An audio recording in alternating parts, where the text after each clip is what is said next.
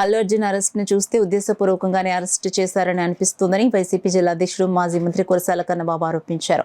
కాకినాడ రమణపేట వైద్యనగర్లో గల కురసాల కన్నబాబు క్యాంపు కార్యాలయంలో మీడియా సమావేశాన్ని నిర్వహించారు. ఈ సందర్భంగా కురసాల కన్నబాబు మాట్లాడుతూ కూటమి ప్రభుత్వం ఎన్నికల్లో ఇచ్చిన హామీల కంటే కక్ష సాధింపు చర్యలకు అధిక ప్రాధాన్యతనిస్తున్నారని ఎద్దేవా చేశారు.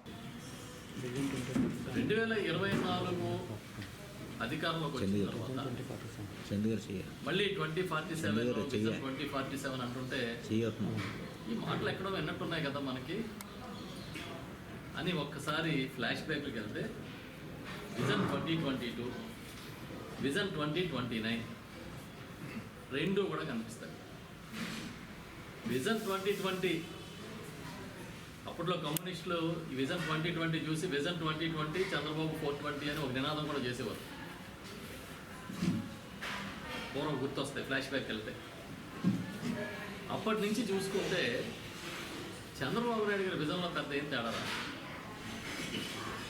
ఆ రోజు ఏవైతే ఆలోచించాడో అదే ఆలోచనలు ఇవాళ కూడా ఉన్నాయి. తరాలు మారుతున్నాయి, టెక్నాలజీ మారుతోంది, ప్రపంచం పరిగెడుతుంది, కానీ ఆయన విజన్లో పెద్దగా మార్పు రాలేదు.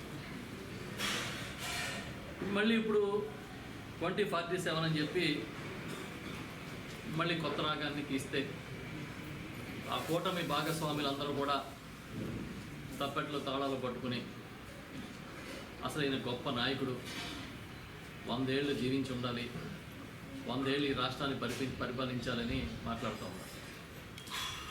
అడుగుతూ ఉన్నాం, ఒక్కసారి 2047 గురించి మాట్లాడేటప్పుడు అసలు 2024లో ప్రజలు మళ్ళీ అధికారం ఇస్తే మనం ఎలా పరిపాలన చేస్తాం అనేది ఆలోచన ఉండాలి.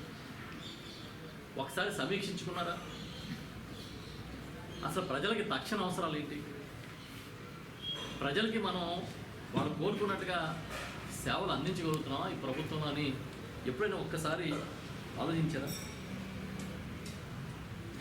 2020లో ఏ మాటలు చెప్పారో 2020కి చేస్తామని ఏ మాటలు చెప్పారో 2047కి చేస్తామని అదే మాటలు చెప్తున్నారు.